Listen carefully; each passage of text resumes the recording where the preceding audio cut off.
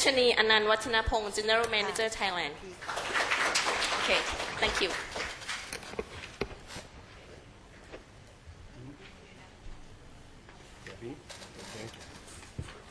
Good afternoon. Thank you for taking your time to attend this session. It's Friday late afternoon. We are pleased to announce the first half year results and continue to deliver record sales, profit and market share to the shareholders. And the Board of Directors has approved distribution of cash and stock dividends, which will be discussed in the EGM meeting next month. For the balance of the year, we are cautiously optimistic. As usual, we are operating in an environment, many factors that's in our control, but there are external factors that we have to work very actively to make sure we capitalize on opportunity as well as minimize any potential risks. However, as usual, the group is very cautious and mindful to drive our performance through continuous investment on brand building and control of our cost efficiency. I would turn this over to Ek Chong to talk about the financial performance. Yeah, thank you, Ambrose. Yeah, I'll go through the group financial highlights. Yeah. Basically, I think for the first half of this year compared to last year, basically we grew about 14%. From 2.9 billion to 3.3 billion in first half of 2012. Our revenue growth basically driven by our volume growth. As for if you look at the adjusted net income, this is adjusted with the flood impact for of the insurance claim. So basically, our core net income also grew in line with our revenue growth of 14%. We grew from 252 million in first half of last year compared to 287 in first half of this year. Our net reported income increased from 252 baht to 386 million baht, or 53% compared to the first half of 2011, mainly because of the partial claim of our flood insurance claim, amounting to about 98 million baht. The remaining of the claim is still in the process of assessment by the insurers. We should know the result, I think, in the coming months. First half of this year also, we see a strengthening of our DSG group balance sheet position with the improved cash from operation. Our net debts basically marginally decreased from 2.487 billion to 2.459 billion. Yeah, it's an improvement of about 1.1% over end of December last year.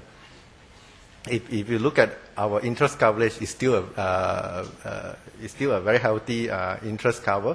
It's close to about 10 times. It's slightly improved about 1.6 times compared to end of last year. And gearing ratio as well as the net debts to equity ratio is still at a very manageable level, or about, for gearing ratio is about 0.8, and for net debts to equity is about 1.28. So basically our leveraging is still at a manageable level.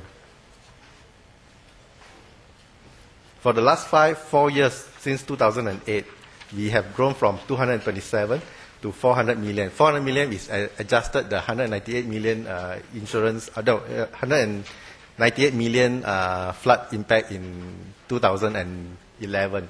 So compounded annual growth rate for the last 4 years is about 26%. And for the first half of this year, excluding the insurance claim of 98 million, we are at 288 million baht in terms of net income. So this is, I think, this is almost more than half of the last year net income. Our net margin percentage also improving from 6.9% in last year to about 8.7% in this year. In terms of the revenue from our sales category, our baby diapers actually grow about 14%. We continue to increase our market share, record market share, basically in both Thailand and Malaysia, and mainly driven by our key core brand, Baby Love in Thailand and Pet Pet in Malaysia. Adult diapers also grew at a similar rate, about 14%, and we've seen an increasing trend of our adult pants market as well. DSG Group revenue is continue supported by our two pillar country, Thailand and Malaysia. The ratio is not changed much, basically 50% from Thailand and about 40% from Malaysia of the total group revenue.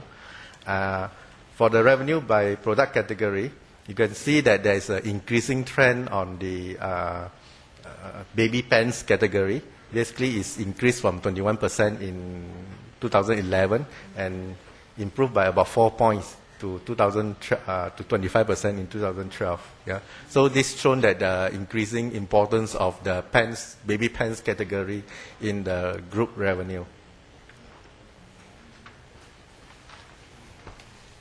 For the first 6 months of this year, our cash balance increased from 235 million to 287 million, or improved by 52 million baht since last 6 months, mainly driven from the, if you look at the operating cash flow of 306 million, and we have an insurance claim of 98 million from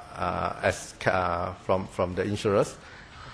And this has been offset by our capital expenditure about 313 million. So in net, our cash flow improved about 52 million compared to end of last year. Yeah.